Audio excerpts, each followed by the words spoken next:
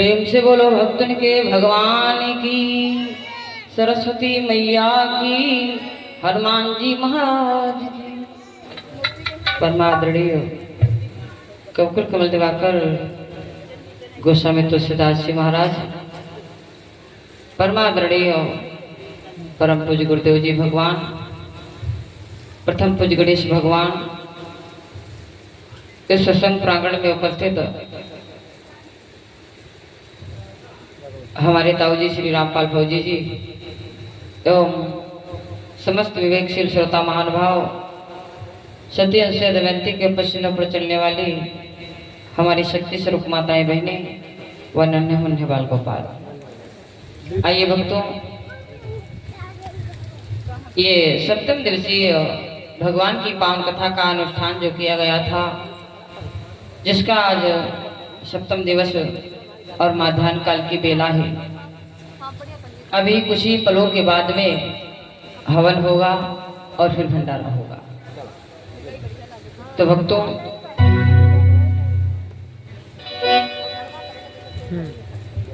ऊपर दो बार संकीर्तन करेंगे, उसके बाद में भगवान की कथा। कांटा होता है भाई, कांटा ना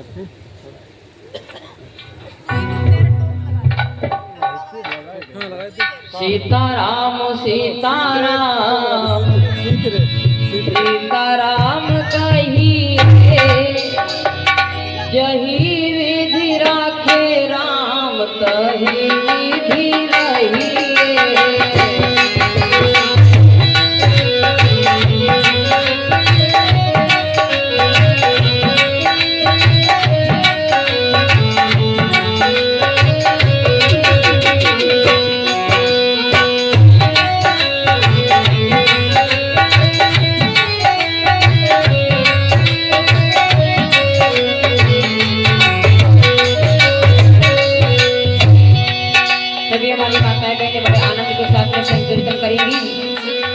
सीताराम सीताराम सीताराम कहिए, जही विधि राखे राम तही विधि रहिए।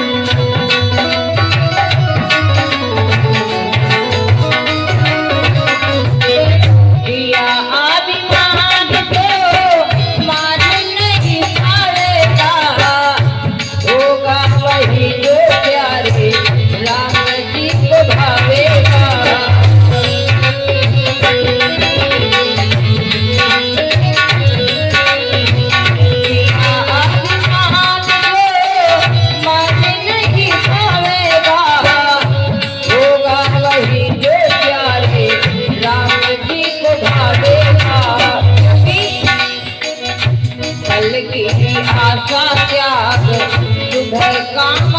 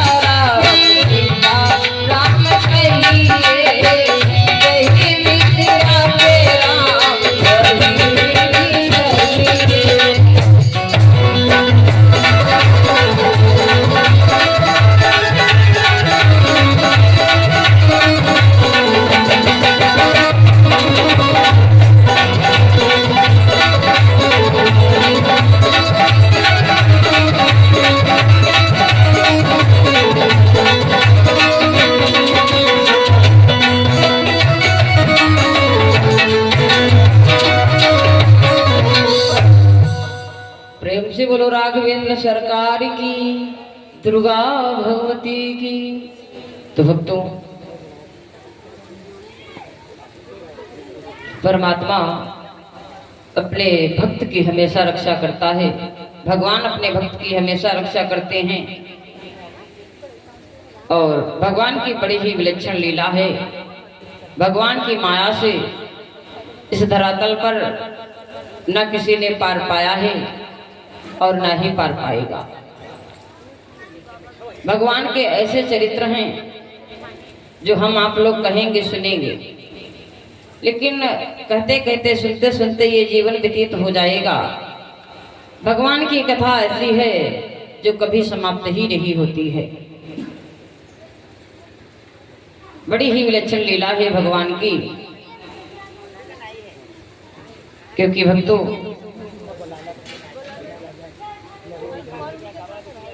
कहाँ गए?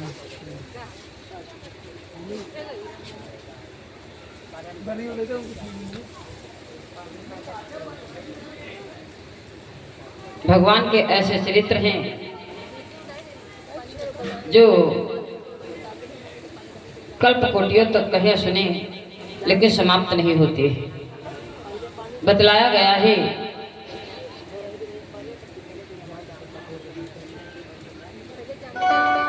कि रामचंद्र के चरित्र सुहाए,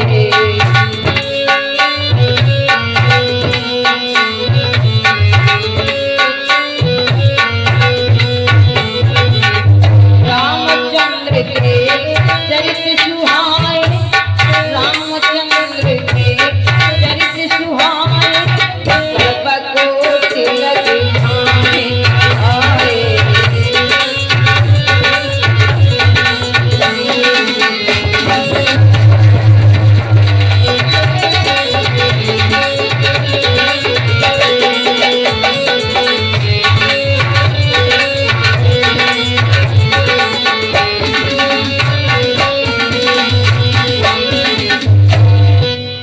भगवान के ऐसे चरित्र हैं, भगवान की ऐसी कथा है जो हम आप लोग कहते कहते सुनते सुनते इस शरीर का अंत हो जाएगा, पुनः फिर जन्म लेंगे, फिर कथा को कहेंगे, सुनेंगे, अंत हो जाएगा। लेकिन भगवान की कथा ऐसी है जो कभी समाप्त ही नहीं होती।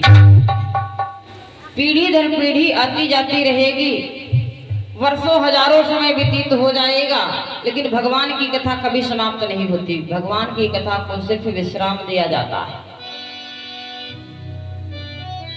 कोई वक्ता विद्वान कहते कि हम कथा को 7 दिन में समाप्त कर देंगे, कोई कहते कथा को 11 दिन में समाप्त कर देंगे, 21 दिन में, 1 महीने में। लेकिन भक्तों नहीं, भगवान की कथा कभी ना समाप्त हुई है ना समाप्त होगी।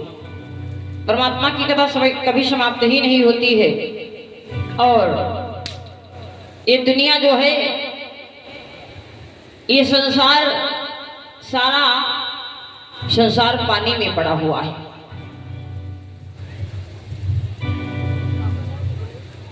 कवि ने बतलाया है क्या? क्योंकि हमारा आपका जीवन ये पानी में ही व्यतीत हो जाता है। वो कैसे?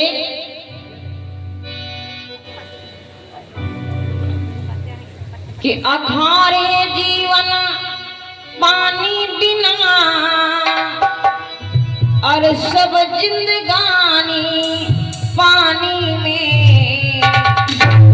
और पानी भीतर फूटो अंडा, विष्णु जन्म में पानी में।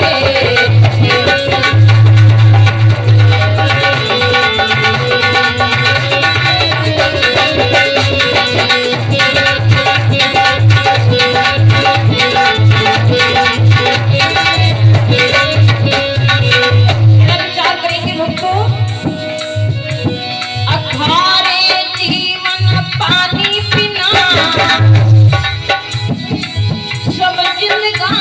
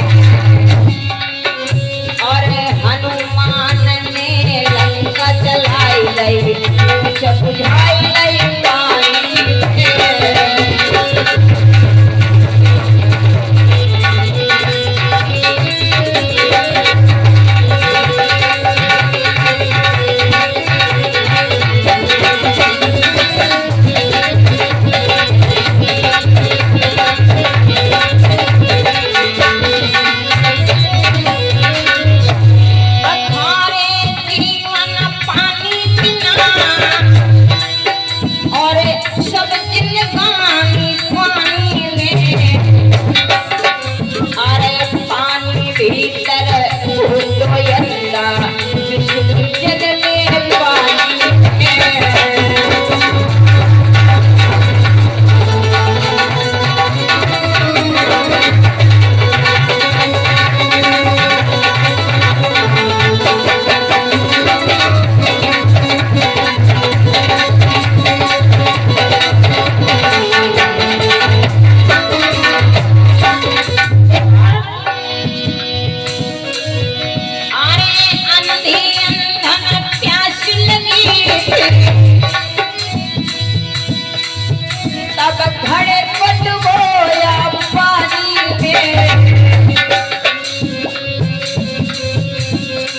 राजा दशरथ ने बाण चलायो, श्रवण मरी गए पानी में।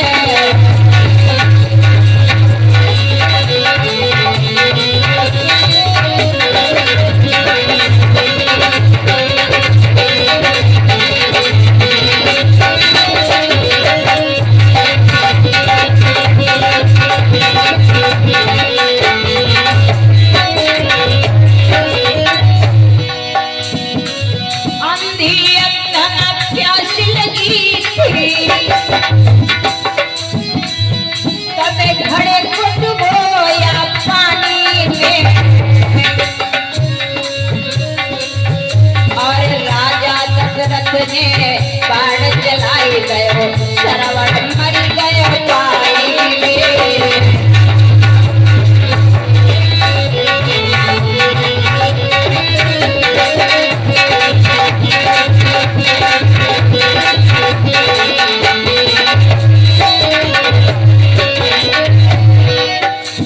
अथारे जीवन पानी बिना, अरे सब जिंदगानी पानी में, अरे पानी भीतर तो यंदा विष्णु जगले पानी में।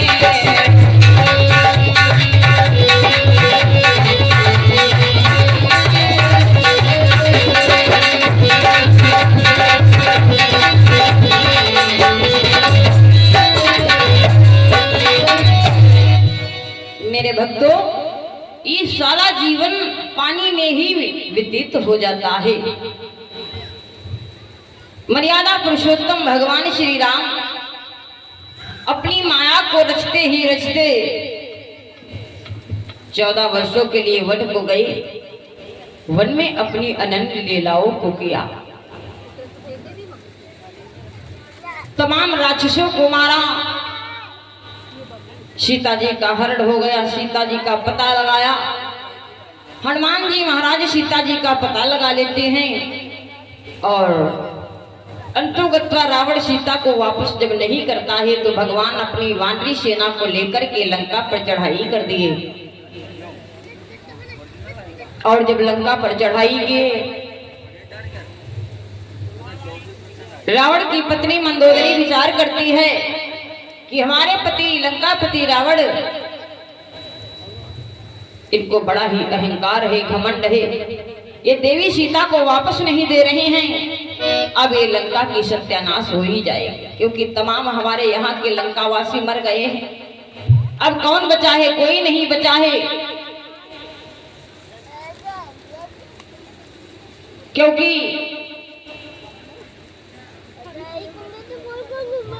भगवान अपनी माया को, लीला को दिखाते हुए लंका के तमाम योद्धाओं को सेना के समेत,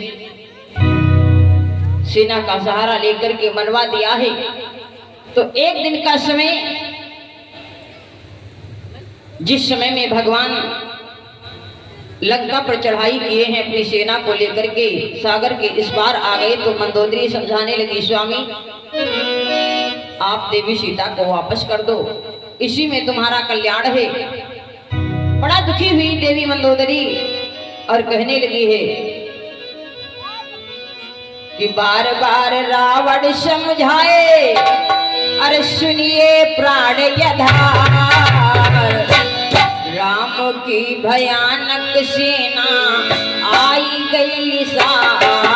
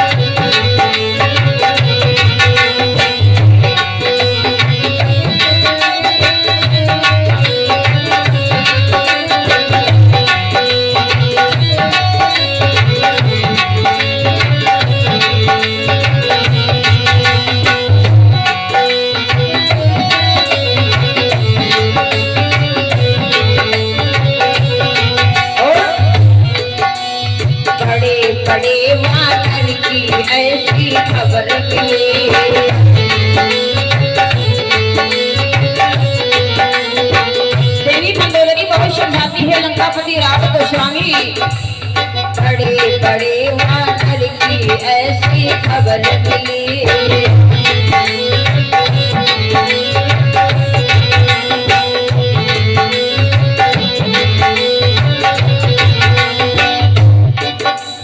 बार बार रावण समझाए सुनिए प्राणेयधार, राम की भयानक सेना आई थी सागर के पार।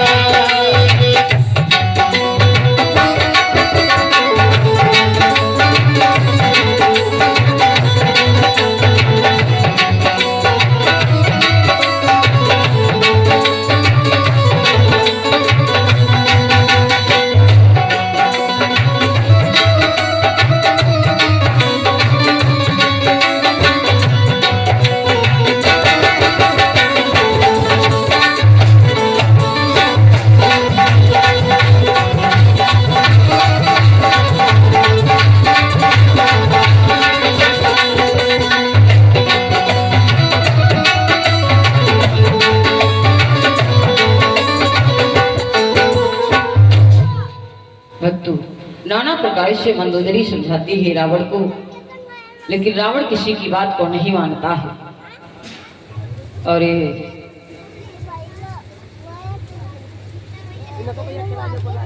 हमारे पिताजी आए हुए हैं और हमारे साथियों को पुरस्कार दे रहे हैं।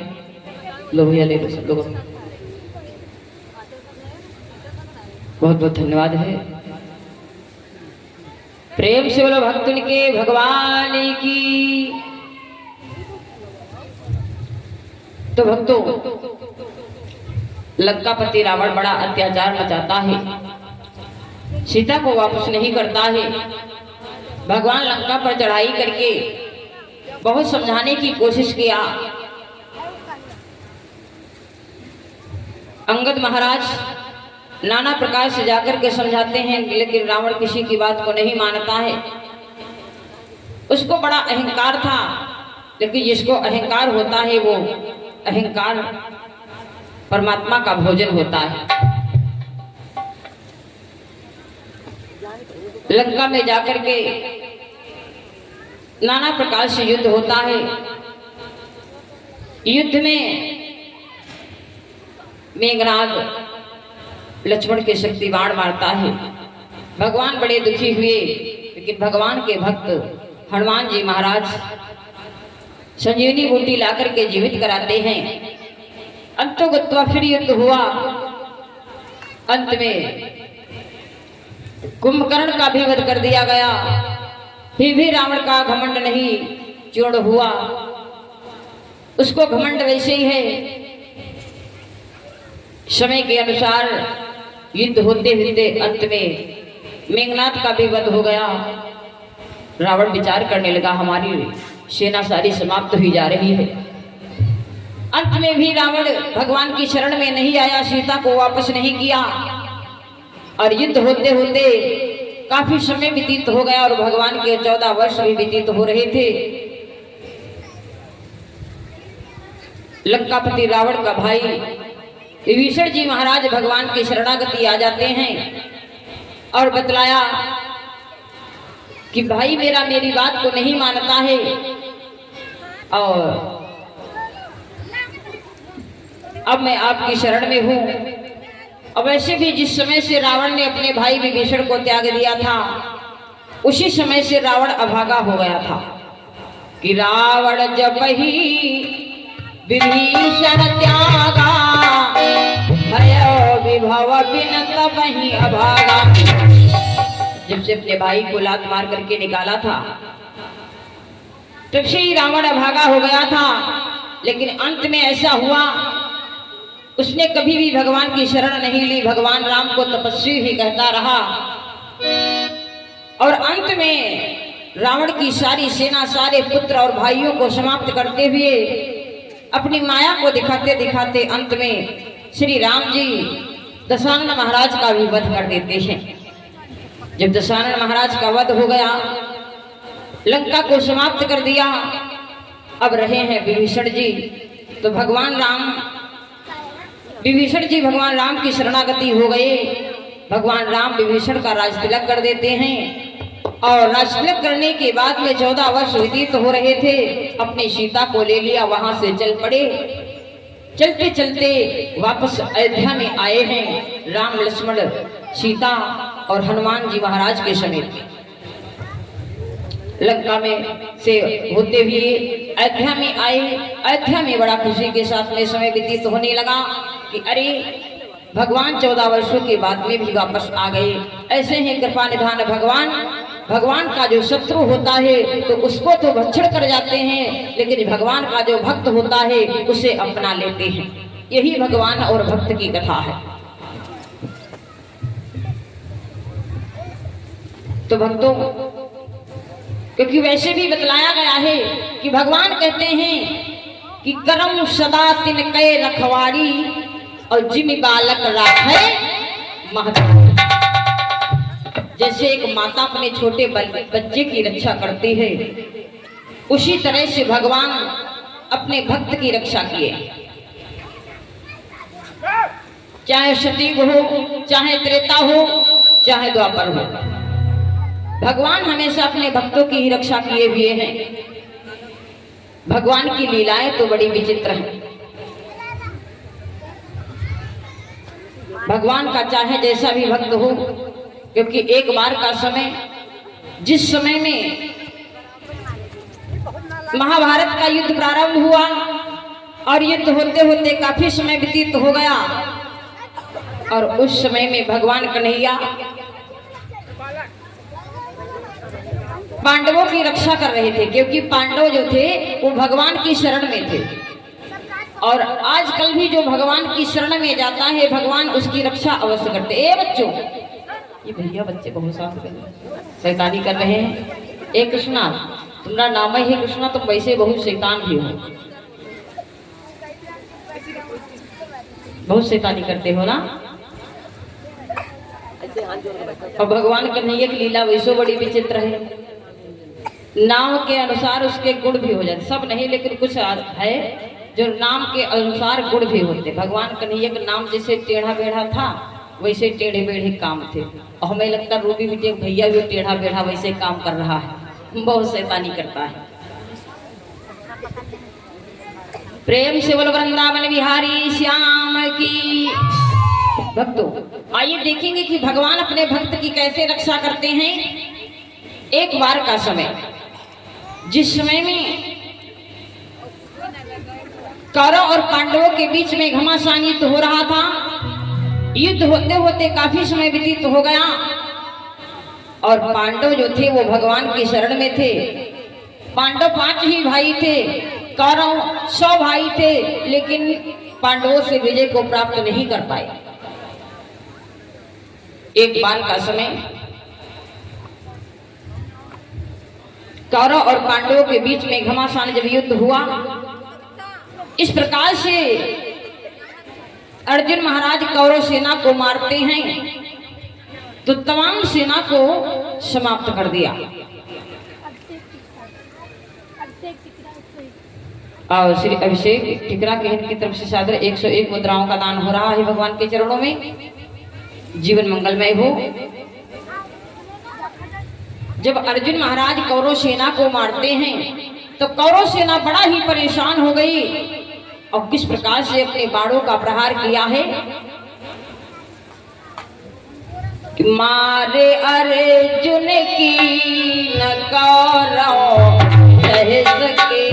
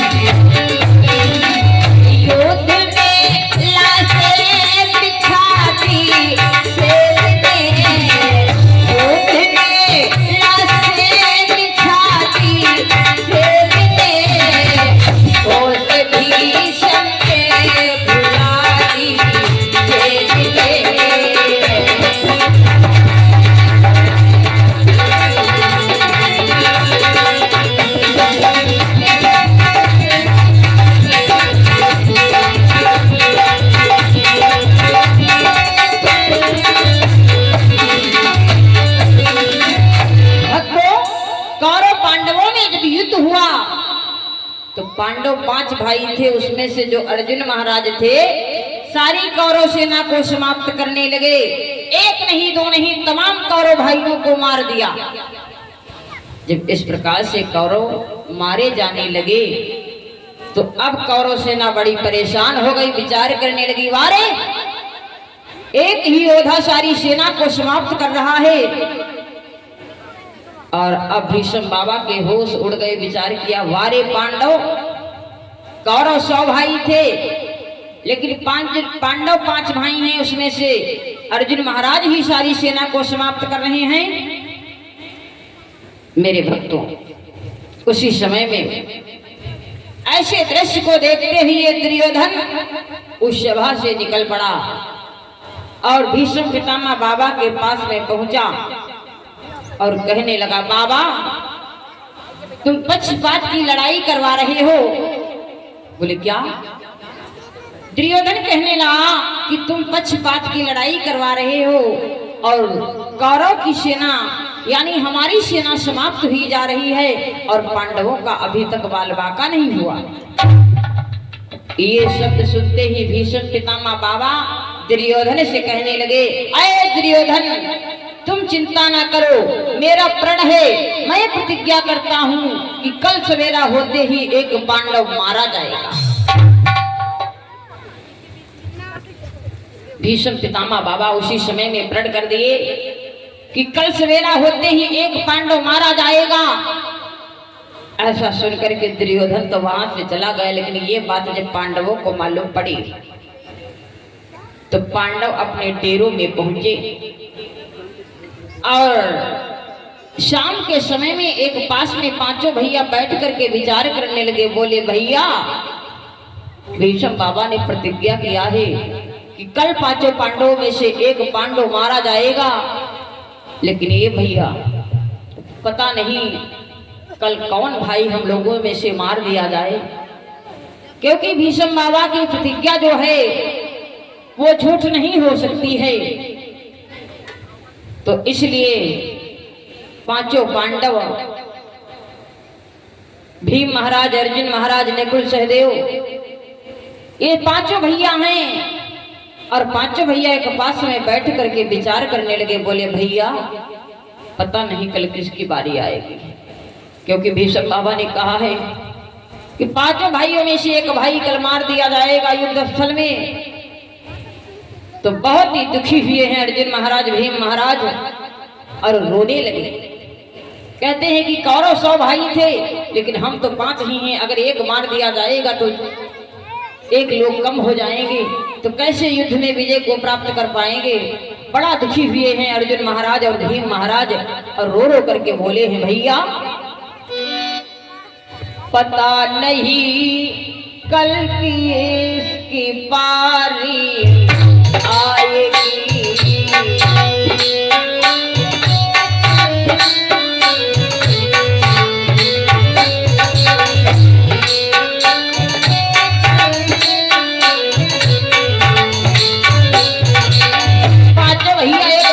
बैठ गए हैं और रोने लगे। बोले, भैया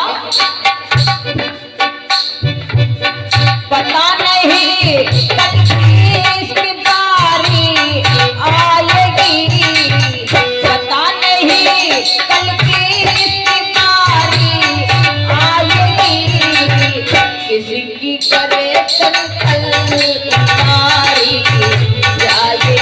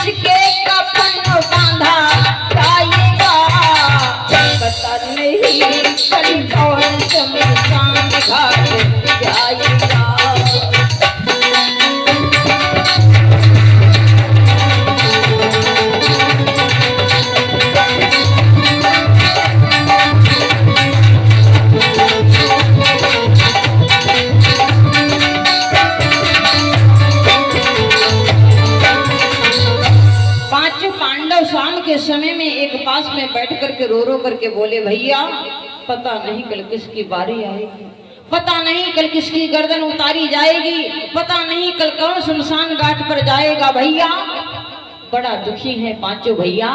लेकिन इधर भगवान कन्हैया विचार करने लगे, क्योंकि भगवान कहते हैं कि करऊं सदा तिनके रखवारी।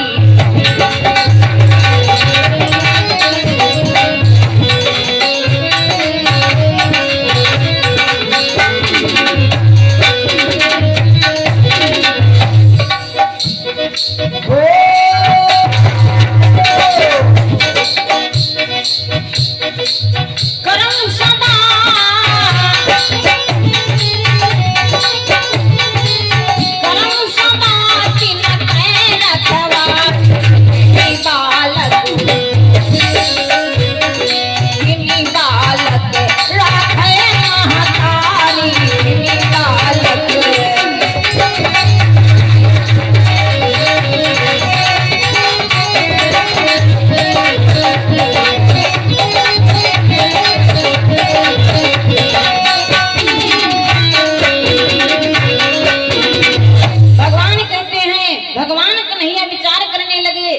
भक्त संकट में पड़ा हुआ है तो मैं अपने भक्त की अवश्य ही रक्षा कराऊं।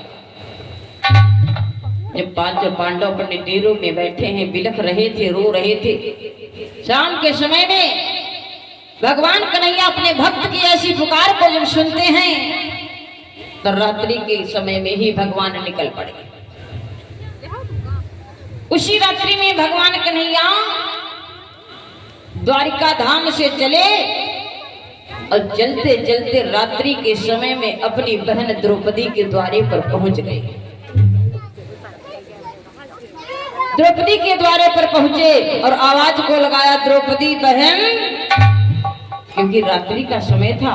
द्रौपदी तो अपने महलों में सो रही थी और भगवान का भक्त संकट में पड़ा हुआ है, इसीलिए भगवान कन्हैया रात्रि के समय में ही भाग खड़े हुए और द्रौपदी के द्वारे पर पहुंच गए। आवाज को लगाया, बहना, ओ द्रौपदी बहन।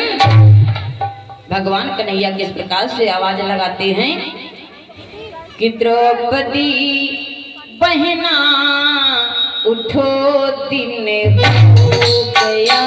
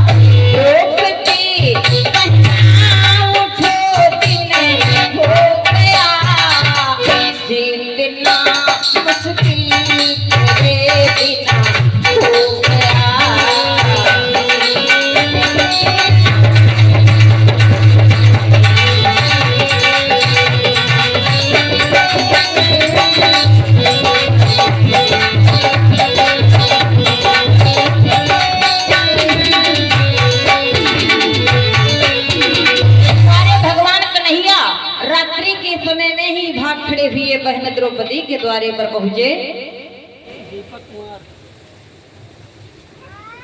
और दास से दीपक कुमार जी, इनकी तरफ से सादर विश्व मुद्राओं का दान हो रहा है भगवान के चरणों में।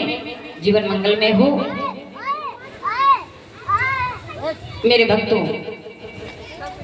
भगवान कन्हैया जब द्रौपदी को आवाज लगाई, द्रौपदी सो रही थी, एकदम से जागी, विचार किया, अरे ये रात्रि का समय है और रात्रि के समय में हमें लगता है मेरे भैया कन्हैया की ये आवाज है, लेकिन भैया कन्हैया इस रात्रि के समय में हमको क्यों बुला रहे हैं, क्यों आए हुए हैं, कोई कौन ऐसा संकट पड़ गया है। भैया की आवाज सुनकर के द्रौपदी गई द्वारे पर, गेट को खोला, देखा भगवान कन्हैया खड़े थे। बोली, प्रभु आप इतनी रात्रि में यहाँ कैसे आ गए। भगवान कन्हैया कहने लगे, बहन द्रौपदी, संकट बहुत बड़ा पड़ गया है। बोले, कौन सा संकट। भगवान कहने लगे, बताने का समय नहीं है, मेरा भक्त संकट में है, तुम हमारे साथ में चलो।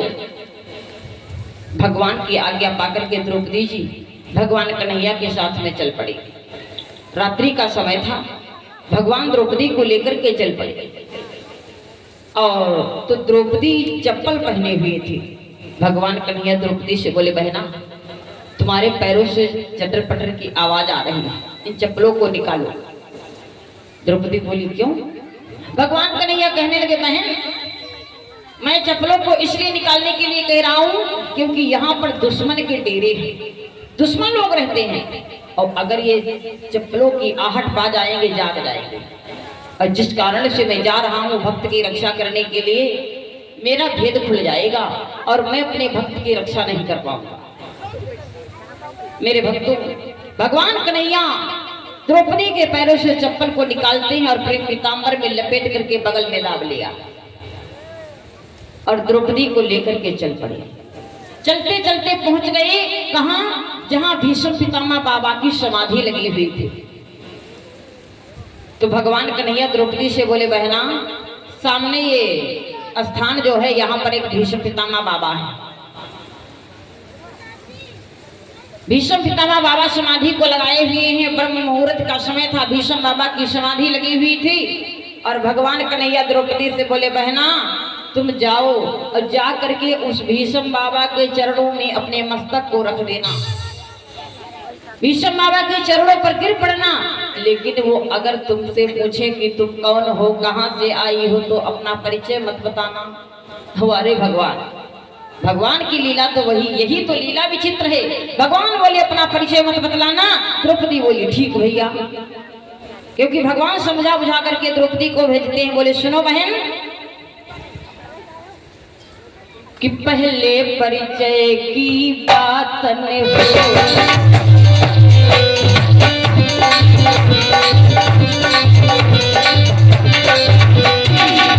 भगवान कन्हैया कहने लगे, बहन पहले परिचय की बात न हो, सारा कार्य सिद्ध कर दो।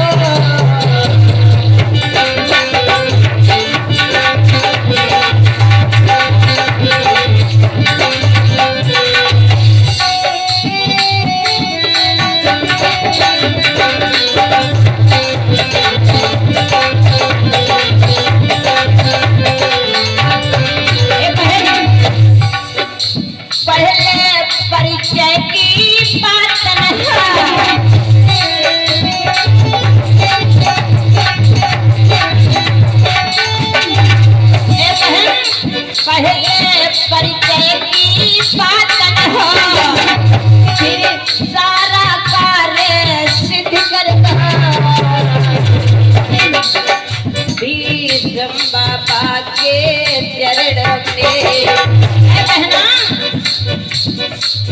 भीष्म बाबा के चरणों में क्या करी अपना मस्तक रख दो।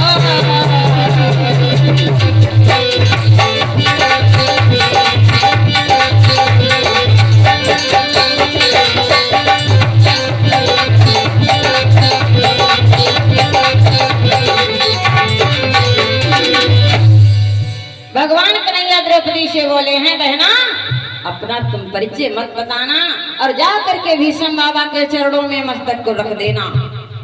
मेरे भक्तों, बहन द्रौपदी भगवान की आज्ञा पाकर के यही किया। भगवान कन्हैया बाहर द्वारे पर ही खड़े हो गए और द्रौपदी पहुंच गई भीष्म बाबा के महलों में, जहां पर भीष्म बाबा समाधि को लगाए हुए बैठे थे। प्रातः की बेला थी, यानी ब्रह्म मुहूर्त का समय था, सुबह का समय था, 4 बजे हुए थे। और द्रौपदी जाकर के भीष्म बाबा के चरणों में मस्तक को रख दिया। तो भीष्म बाबा की तो अखंड समाधि लगी हुई थी और द्रौपदी क्या करती है कि द्रौपदी ने जा कर सर रखा, द्रौपदी ने जा कर सर रखा, चरणों में भीष्म पितामह के।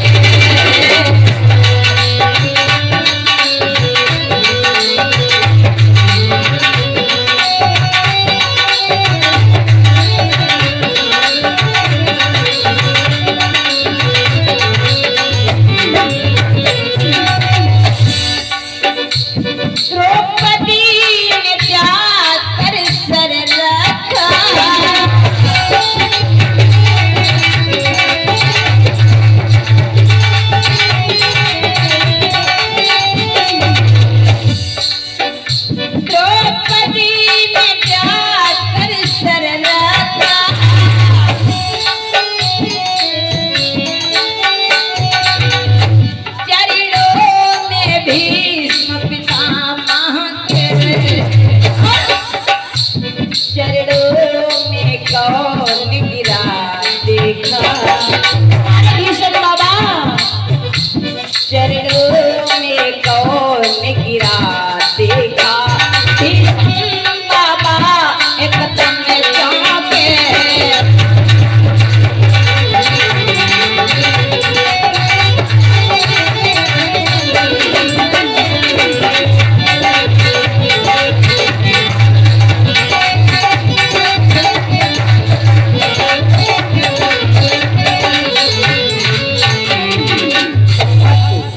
द्रौपदी क्या करती है?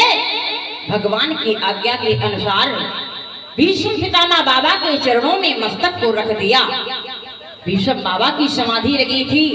जब ही द्रौपदी अपने मस्तक को भीष्म बाबा के चरणों में रख दिया, एकदम से भीष्म बाबा की आंखें खुली। देखा, अरे ये कौन है? भीष्म बाबा की जब आंखें खुली, देखा एक सुहागन स्त्री भीष्म बाबा के चरणों में शीश नवा रही है। तो भीष्म बाबा जब ऐसे दृश्य को देखते हैं तो बड़ा प्रसन्न हो गए कि आज सुहागन देवी कोई आई है और हमारे चरणों में शीश झुका रही है। तो मैं इसके भाव से मैं इतना प्रसन्न हूं। तो भीष्म पितामह बाबा इतना प्रसन्न हो गए, तुरंत ही आशीर्वाद देने लगे। जे ही द्रौपदी अपने मस्तक को रखती भीष्म बाबा के चरणों में, भीष्म बाबा प्रसन्न होकर के आशीर्वाद देने लगे। अरे देवी जाओ, मैं तुम्हें आशीर्वाद दे रहा हूँ। आशीर्वाद देने लगते हैं क्या कि आशीर्वाद मैं दे डालूं, सिंदूर से मांगन खाली हो। अरे भीष्म बाबा इतना प्रसन्न हो गए, द्रौपदी को आशीर्वाद देने लगे। क्या बोले? आशीर्वाद मैं दे डालूं, सिंदूर से मांगन खाली हो। सौभाग्यवती हो तू देवी और वीर कुमारो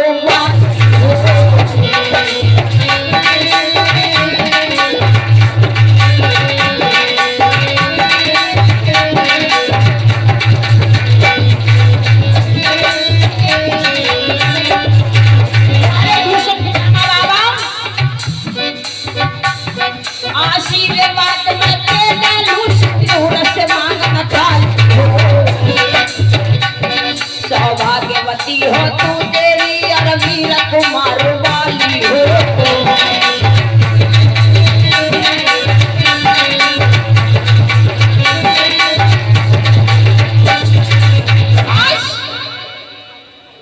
द्रौपदी जब भीष्म बाबा के चरणों में मस्तक को रखा, भीष्म बाबा प्रसन्न होकर के आशीर्वाद देने लगे। अरे देवी जाओ, मैं तुमको आशीर्वाद दे रहा हूं, तुम्हारी मांग सिंदूर से खाली ना हो, सदा तुम सुहागन रहो।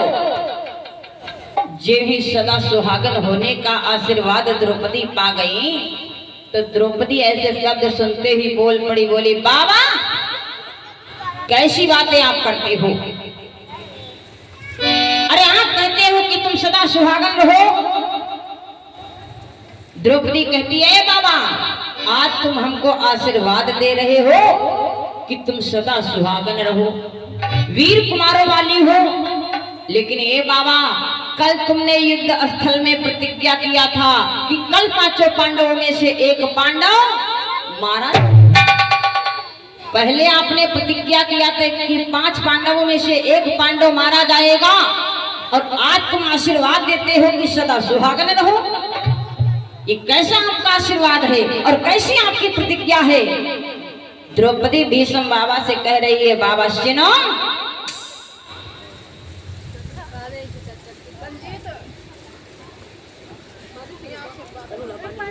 आज द्रौपदी कहने लगी भीष्म बाबा से, आए बाबा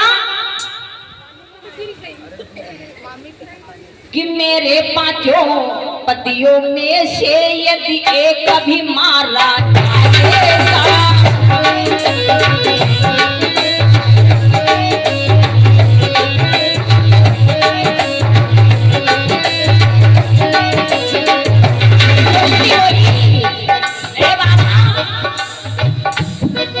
मेरे 5 पतियों में से यदि एक भी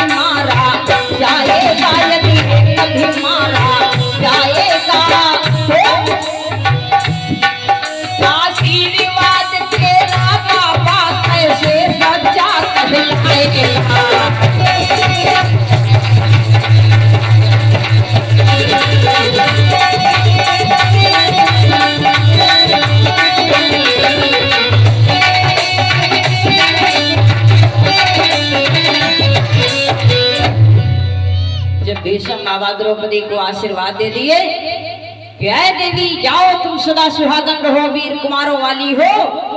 तो द्रौपदी कहती है बाबा,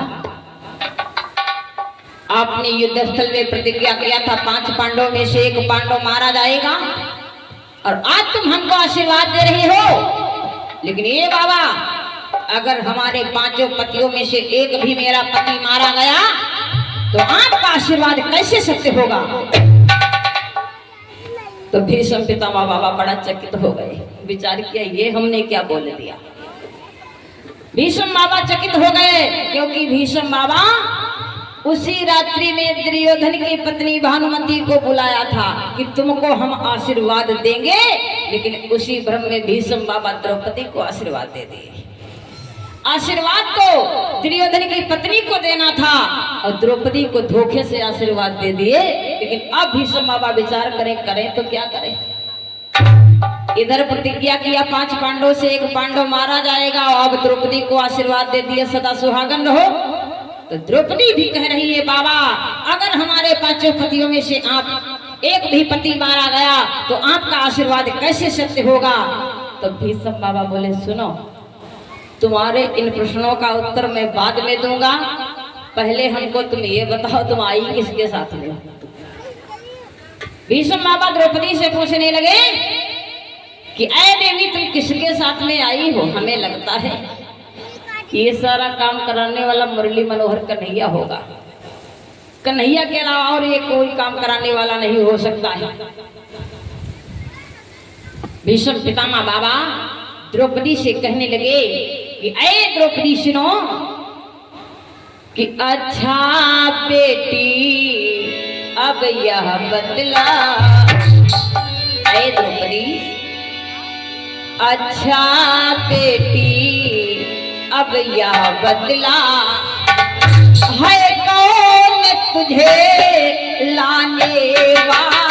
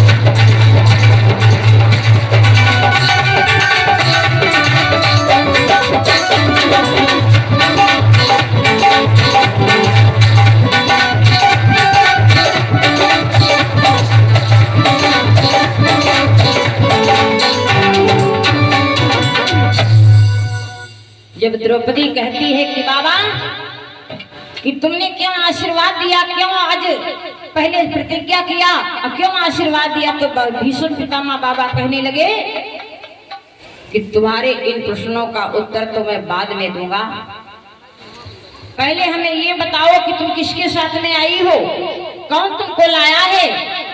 हमें लगता है भगवान कन्हैया के साथ में तुम आई हुई हो।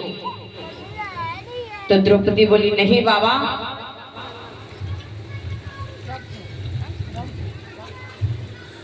और श्री राम जी की तरफ से सादर 50 मुद्राओं का दान हो रहा है, जीवन मंगलमय हो। और श्री योगेश जी दत्तवल के हैं, इनकी तरफ से सादर 100 मुद्राओं का दान हो रहा है भगवान के चरणों में, जीवन मंगलमय हो। बहुत बहुत धन्यवाद है दानियों को। भक्तों, भीष्म पितामह बाबा द्रौपदी से कहने लगे कि अये द्रौपदी, तुम किसके साथ में आई हो, लगता है ये काम सब मुरली मनोहर कन्हैया करने वाला हो। भीष्म पितामह बाबा की बात को सुनकर के द्रौपदी कहने लगी, अये बाबा, ऐसी कोई बात नहीं है, हमारे साथ में भगवान कन्हैया नहीं आए। तो भीष्म बाबा बोले फिर कौन तुम्हारे साथ में आया है? द्रौपदी कहने लगी कि हमारे साथ में एक दासी आई है, हमारे साथ में एक दासी आई है।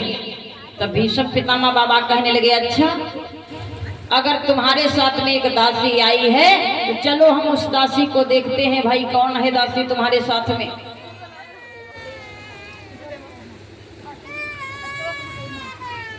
श्री अशोक जी बकैना के हिंद की तरफ से सादर 50 मुद्राओं का दान हो रहा है, जीवन मंगलमय हो।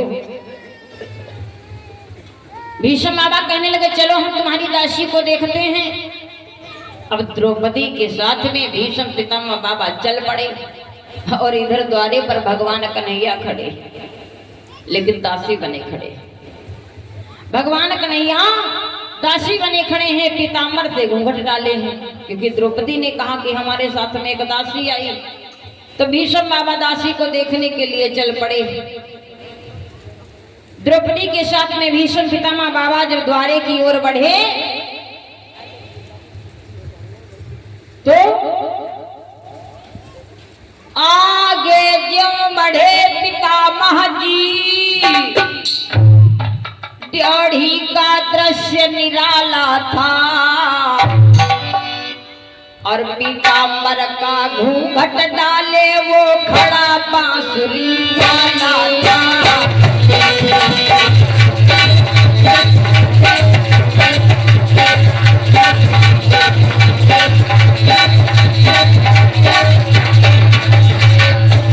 भगवान कन्हैया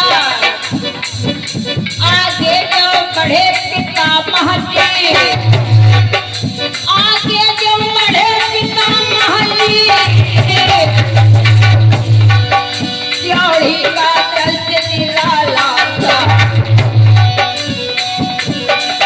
पीताम्बर का घूंघट डाले वो खड़ा बांसुरी।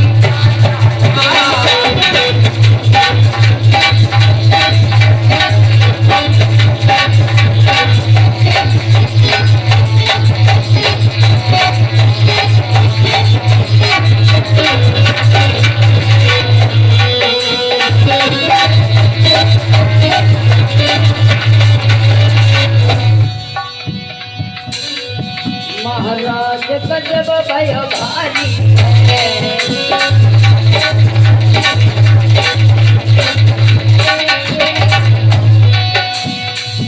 महाराज गजब भय भारी है, जाके यही बहुत ये भारी है।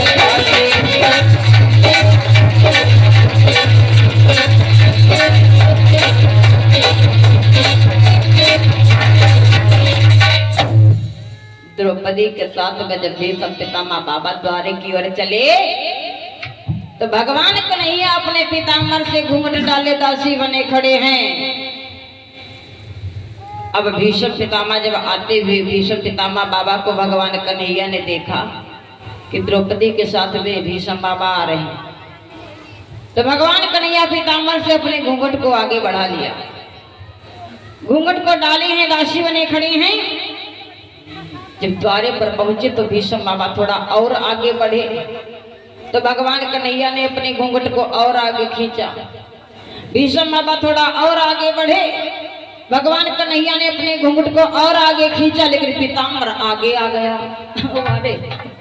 घूंघट को आगे खींचते खींचते पीताम्बर आगे आ गया तो भीष्म बाबा ने क्या देखा, अरे यहाँ पर दासी के बजाय तो दासा बना खड़ा, दासा बने खड़े हैं भगवान कन्हैया। तो भीष्म बाबा डांटने लगे, कन्हैया माखन की चोरी करते करते बुढ़ापा आ गया, लेकिन अभी तक तेरी चोरी करने की आदत नहीं गई। भगवान कन्हैया बड़ा चुपचाप खड़े, द्रौपदी भी नहीं कुछ बोल पाई, लेकिन भीष्म पितामह बाबा कन्हैया को डांटने लगे, कन्हैया कि बूढ़ा होने को आया है पर गई नहीं अब की चोरी।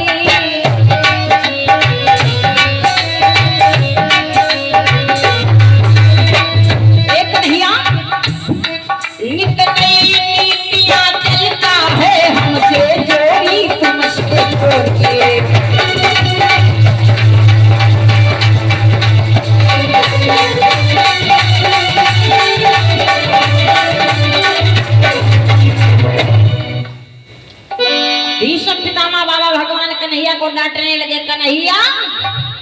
चोरी करने की आदत तेरी नहीं गई, माखन की चोरी करते करते बुढ़ापा आ गया और आज भी तो चोरी करता है। भगवान कन्हैया के पास कोई शब्द ही नहीं।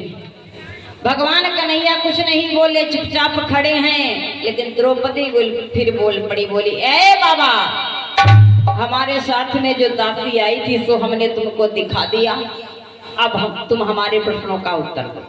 तुमने कहा था कि तुम्हारे साथ में कौन आया है, उसको पहले दिखाओ, फिर मैं तुम्हारे प्रश्नों का उत्तर दूंगा।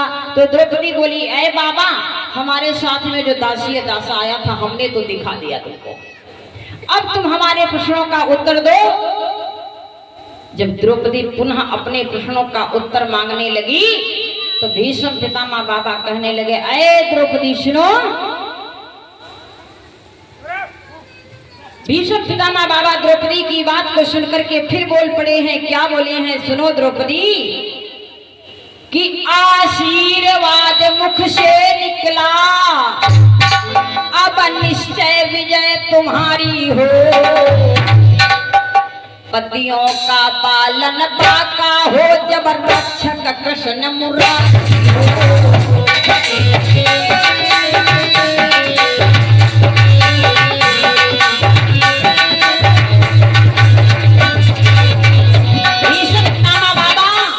द्रौपदी को उत्तर दिए अरे द्रौपदी सुनो, आशीर्वाद मुख से निकला, निश्चय विजय तुम्हारी हो, पतियों का पालन पाका हो, जबर रक्षक कृष्ण मुरारी हो।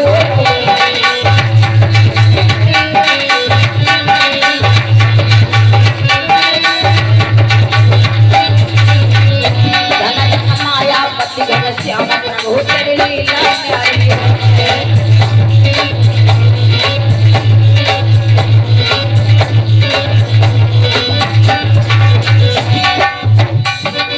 लीला न्यारी है प्रभु तेरी महिमा न्यारी है।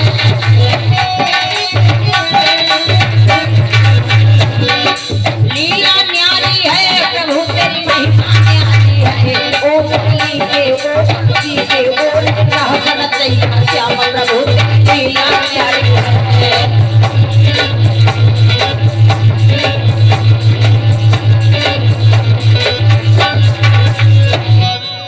प्रेम से बोलो भक्तन के भगवान की।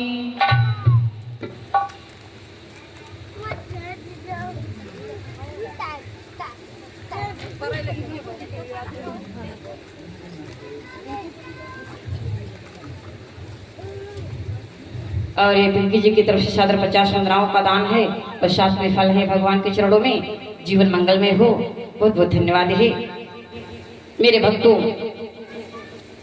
द्रौपदी के साथ में भीष्म पितामह बाबा के साथ में गई और दिखा दिया भगवान कन्हैया को जो साथ में आए हुए थे। तो भीष्म पितामह बाबा कन्हैया को डांटते हैं, लेकिन द्रौपदी अपने प्रश्नों का उत्तर मांगने लगी कि बाबा हमारे प्रश्नों का उत्तर आप दीजिए। तो भीष्म पितामह बाबा कहने लगे कि आए द्रौपदी जाओ, मेरा आशीर्वाद फिर यही है, जब तुम्हारी स्वयं भगवान कन्हैया रक्षा कर रहे हैं तो तुम्हारे पति का बाल बाका नहीं हो सकता, तुम्हारे पतियों को कोई मारने वाला नहीं है, ये हमारा आशीर्वाद है। इस प्रकार से भगवान कन्हैया द्रौपदी को लेकर के द्रौपदी के सुहाग की रक्षा किया है, यानी पांडवों की रक्षा किया है। तो ऐसे हैं कृपा निधान भगवान, क्योंकि भगवान अपने भक्त की हमेशा रक्षा करते हैं। वही चपाई आई है कि करम सदा दिन कई रखवारी और जिमी बालक राखे महतारी। भगवान अपने जिस प्रकार से माता अपने बच्चे की रक्षा करती है, भगवान उसी प्रकार से भक्त की रक्षा करते हैं। क्योंकि भगवान का नियम है कि अगर भक्त संकट में पड़ा हुआ है तो अपनी मर्यादा भले चली जाए, लेकिन भक्त का कभी मान घटने नहीं देते। कि प्रबल प्रेम के पाले पड़कर अरे प्रभु को नियमों बदलते देखा, अपना मान घटे घट जाए पर भक्त का मान ने घटते देखा।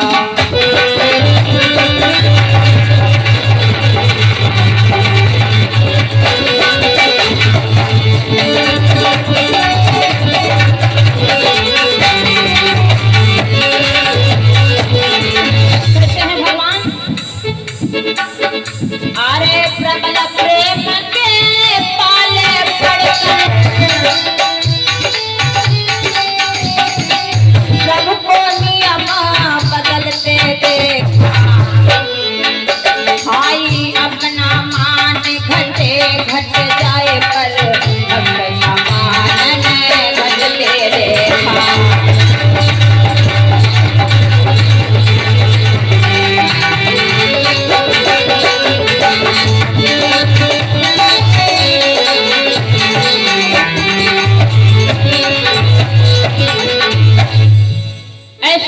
निधान भगवान जो अपने भक्त की हमेशा रक्षा करते हैं और भक्तों के संग में हमेशा भगवान चलते हैं, क्योंकि भगवान से भक्त बड़ा होता है।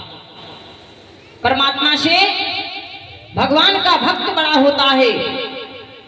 और भगवान कन्हैया अपनी बहन द्रौपदी को लेकर के पांडवों की रक्षा किया है, क्योंकि द्रौपदी जो थी भगवान कन्हैया के धर्म की बहन थी, भगवान कन्हैया धर्म के भाई थे। लेकिन धन्य है ऐसा अटूट भाई और बहन का प्रेम। वास्तव में आजकल इस जीवन में भी विख्यात है कि जिस बहन के भाई नहीं होता है उस बहन से पूछो, उसके दिल पर हाथ रख करके देखो,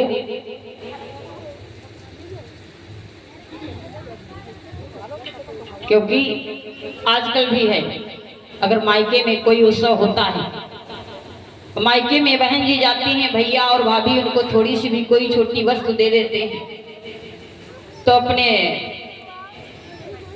ससुराल में जाकर के टोला पड़ोसियों को दिखाते हैं, कहती हैं देखो कितनी बढ़िया ये चीज हमारे भैया भाभी ने दिया है। बहुत बड़ाई करती हैं उस चीज की। ससुराल में चाहे 10,000 की कोई चीज ले जाए, उसकी बराबरी उस छोटी सी चीज के सबब नहीं हो सकती। अगर 500 की चीज भैया ने दिया है तो भैया की वस्तु की बहुत बड़ाई है, और ससुराल में अगर 10,000 की कोई चीज ले जाए उसकी कोई वैल्यू नहीं होती। तो ऐसा प्रेम है भाई और बहन का।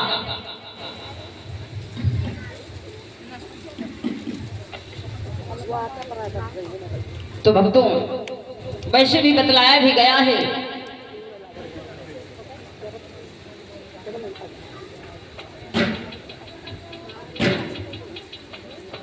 एक बहन थी, उसके बहन के यहाँ शादी विवाह का कार्यक्रम पड़ा, तो वो बहना बहुत दुखी हो गई, क्योंकि सभी के भाई आए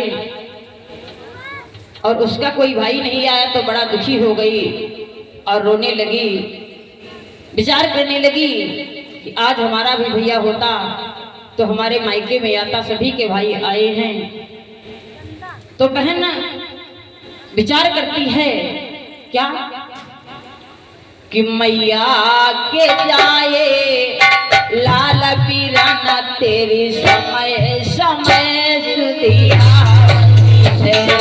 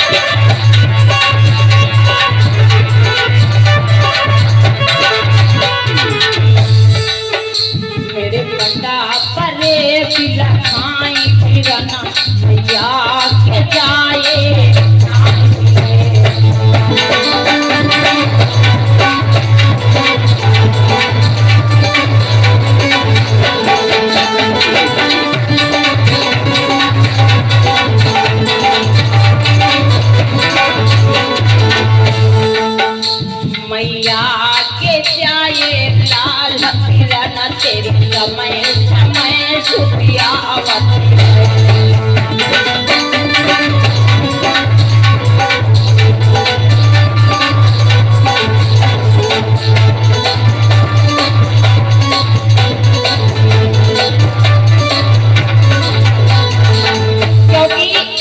बहन की कब कब और भाई की कब कब याद आती है। अरे की सुधिया वही सावन सनीनो,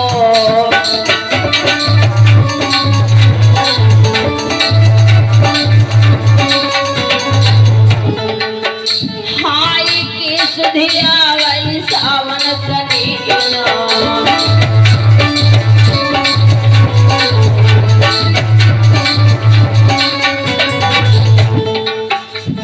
की राखी तेरे तो तेरी समय समय सुधिया आवती है।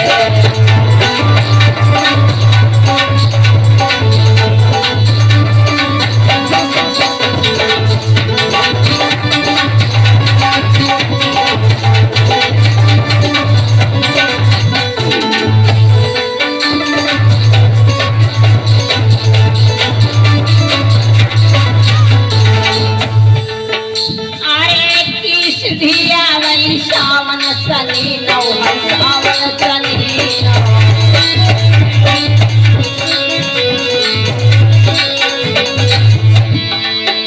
और के राखी केरी रोज बिरन तेरी समय समय सुधिया आवती है।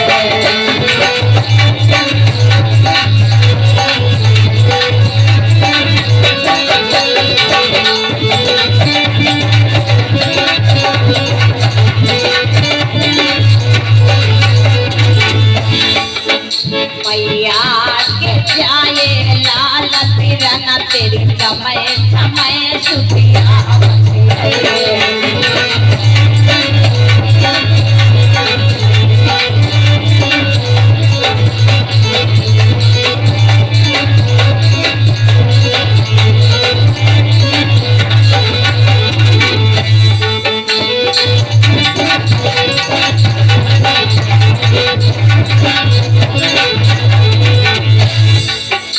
अरे की सुधिया वही मड़े पिया है, हाय मड़े पिया है।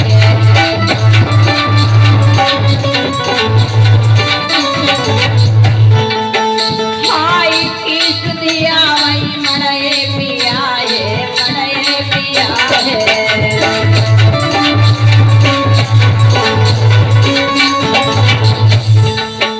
और की मोरा तेरी रोज समय समय सुधिया आवती है।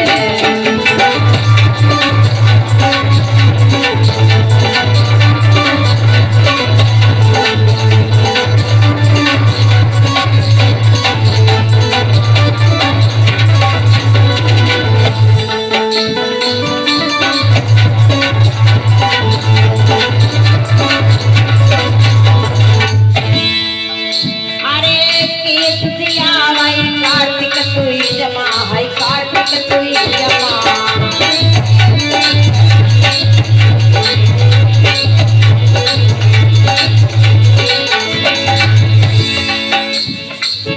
अरे की सुधिया वही कार्तिक तुई जमा, कार्तिक तुई जमा।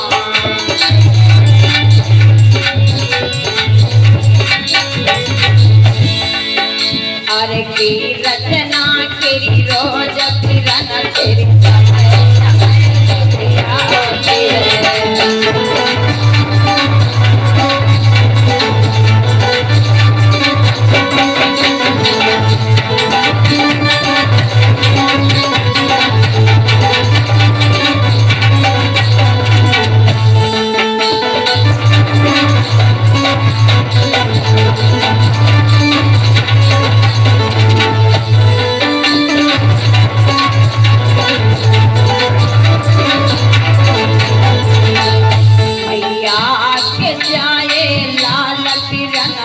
समय समय सुधिया आवती है।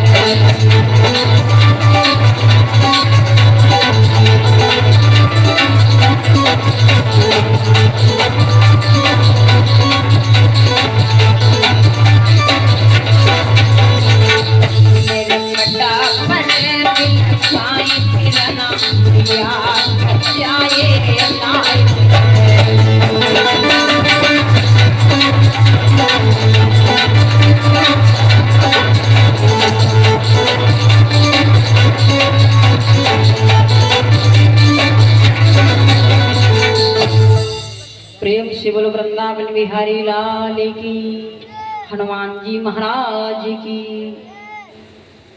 आइए अब, क्योंकि अभी हवन भी होगा, उसके बाद में भंडारा भी होगा, समय काफी हो जाएगा, इसलिए सब लोग भगवान का संकीर्तन और अरे जब तक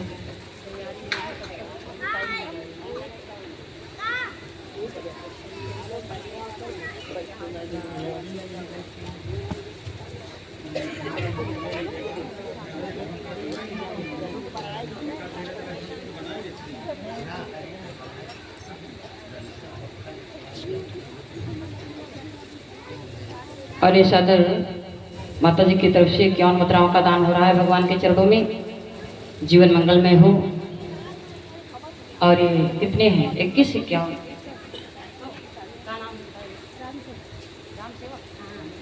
और श्री राम सेवा जी की तरफ से सादर 100 मुद्राओं का दान हो रहा है भगवान के चरणों में। जीवन मंगलमय हो।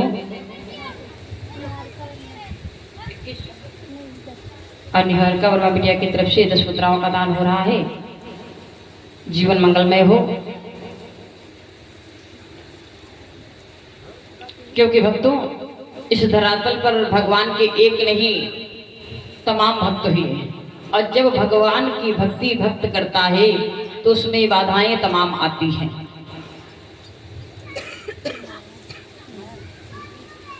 और ये हमारी माया बिटिया की तरफ से सादर 50 मुद्राओं का दान हो रहा है। जीवन मंगलमय हो।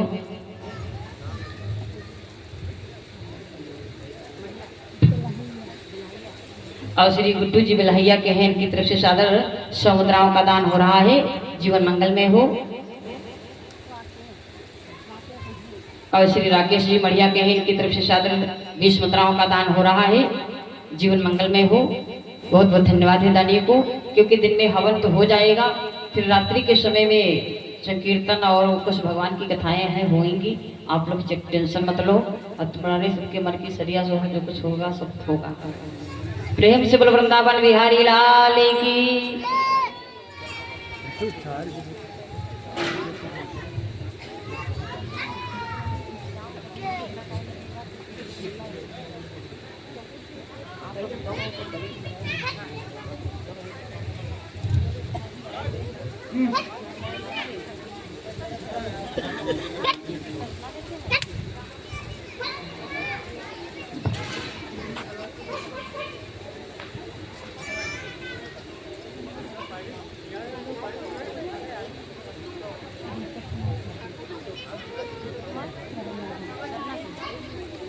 और श्री दीपक कुमार जी सरना के इनकी तरफ से सादर 100 मुद्राओं का दान हो रहा है।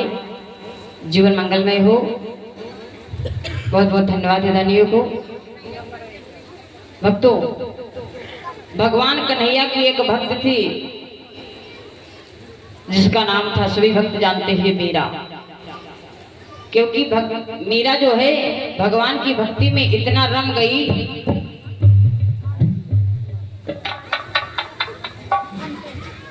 और अंश भैया की तरफ से 50 मुद्राओं का दान हो रहा है।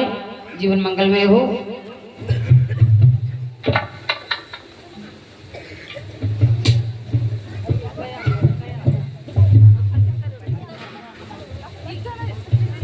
और श्री कमल किशोर जी छुटियापुरा के इनकी तरफ से सादर 100 मुद्राओं का दान हो रहा है। जीवन मंगलमय हो। और ये हमारी माता जी की तरफ से सादर 50 मुद्राओं का दान हो रहा है। जीवन मंगलमय हो।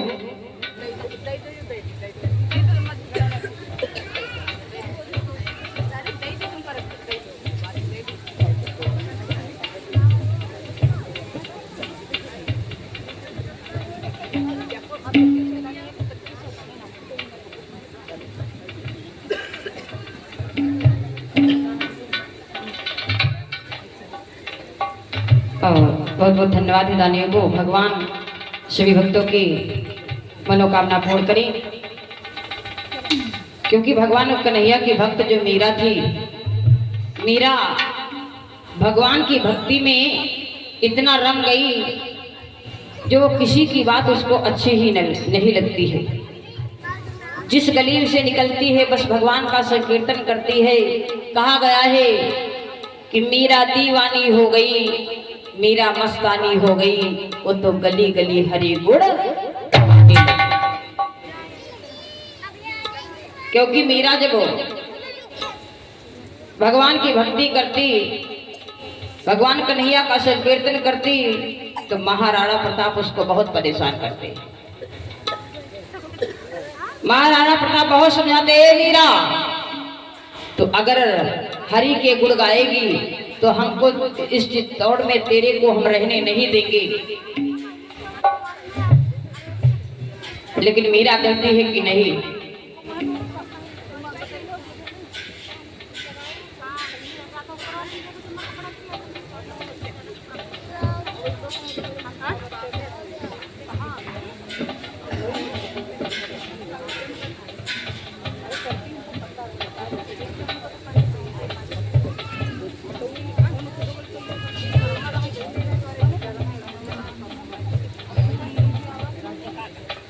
और श्री राजा जी की तरफ से सादर 100 मुद्राओं का दान हो रहा है। ये हमारी बहन जी के द्वारा सादर 100 मुद्राओं का दान हो रहा है। जीवन मंगलमय हो।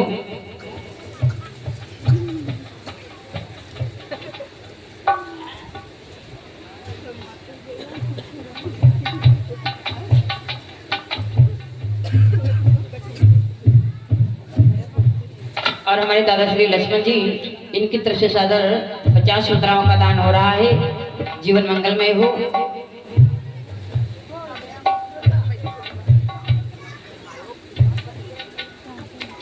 और एक काजल बिटिया की तरफ से सादर 50 मुद्राओं का दान हो रहा है। परमात्मा सुखी संपन्न बनाए रखे। भक्तों, महाराणा प्रताप कहते हैं कि ऐ मीरा, और श्री प्रकाश जी की तरफ से सादर 50 मुद्राओं का दान हो रहा है। विकास जी की तरफ से सादर 50 मुद्राओं का दान हो रहा है। जीवन मंगलमय हो। महाराणा प्रताप कहते हैं, मीरा अगर तो गोविंद का भजन करेगी, गोविंद का नाम लेगी, कन्हैया का नाम लेगी, तो तेरे को हम अपने यहां नहीं रहने देंगे, इस महलों से तेरे को निकाल देंगे, इस चित्तौड़ नगरी से तेरे को निकाल देंगे। तू भगवान का, गोविंद का भजन करना छोड़ दे, नाम लेना छोड़ दे। तो मीरा कहती है, ऐ राणा, मैं तेरे इस महल में नहीं रहूंगी, क्योंकि गोविंद का नाम लेना नहीं छोड़ोगे। तो राणा प्रताप कहने लगे, मीरा अगर तू गोविंद का नाम लेगी तो तेरे को मैं भोजन नहीं दूंगा, यहाँ पे रहने नहीं दूंगा, तेरे को यहाँ पर सोने नहीं दूंगा। तो मीरा कहती है, राणा नहीं चाहिए मेरे को भोजन, और नहीं चाहिए ये महल, ये घर मकान महल भोजन, ये तेरा है, सब तेरे को ही मुबारक हो। और सुन ले, मैं गोविंद का ही गुणगान करूंगी। और बहुत दुखी हो जाती है राणा प्रताप की बातों को सुन करके। और मीरा कहने लगी, ऐ राणा जरा मेरी बात को सुनो, क्योंकि भगवान कन्हैया की मैं भक्त हूं और गोविंद का नाम लेना नहीं छोड़ सकती हो। सुनो कि मेरी वृंदावन ससुराल, मीरा कहने लगी कि मेरी वृंदावन ससुराल, संभाल राणा तेरी नगरी,